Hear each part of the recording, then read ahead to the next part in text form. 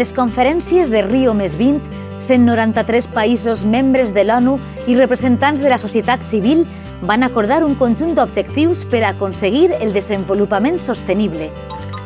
Estos objectius estan definits i aborden elements interconnectats, com ara el creixement econòmic, la inclusió social i la protecció del medi ambient.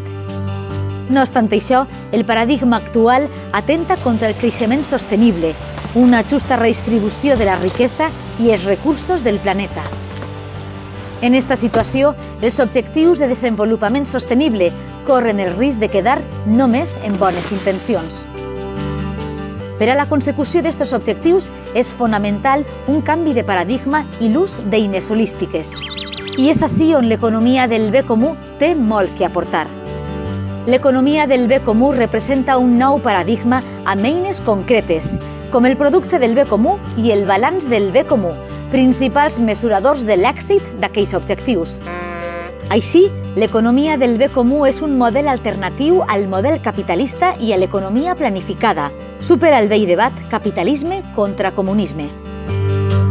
Enfront de les injustícies que fomenta el model actual, l'economia del bé comú integra valors que van des d'una economia social amb menys desigualtat, una economia sostenible, una economia solidària basada en la cooperació, una economia regional amb menys globalització, una economia més democràtica. I sobretot, l'economia del bé comú proposa ubicar en el centre de l'activitat econòmica a la dignitat humana, la protecció del planeta i de tots els éssers vius.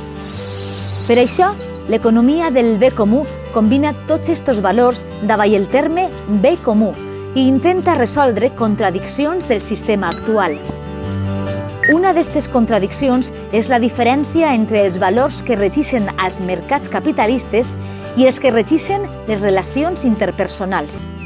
L'economia del bé comú proposa, en aquest sentit, substituir les regles de lucre i competència per cooperació i bé comú.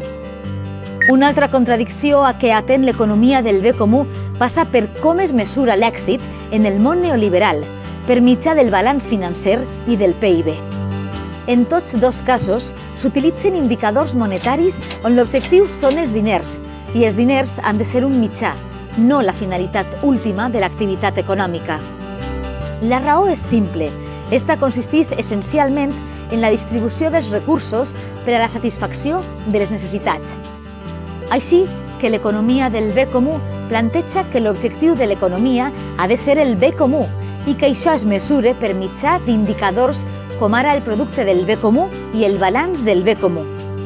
El producte del bé comú mesura la situació real d'un estat, com per exemple si hi ha pau, entre altres aspectes, no sols les seues finances.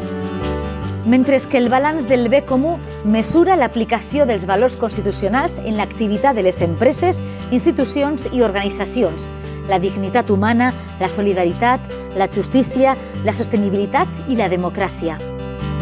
Aquestes noves regles de joc recompensaran als que aporten al bé comú i els que desatenguen aquests valors quedaran fora del joc. L'economia del bé comú proposa abordar temes com la propietat, la limitació de la desigualtat, l'organització dels béns públics, els beneficis financers i un nou sistema monetari i bancari, entre altres. I ho fa sempre des de la perspectiva d'un model obert que insta que totes les qüestions fonamentals es debaten de forma participativa i es decidisquen de manera democràtica. No és un paquet tancat, una teoria hermètica, i al contrari que el pensament polític actual s'implementa de baix a dalt. D'esta manera ofereix a les unitats més xicotetes de la societat oportunitats de participació concretes i viables.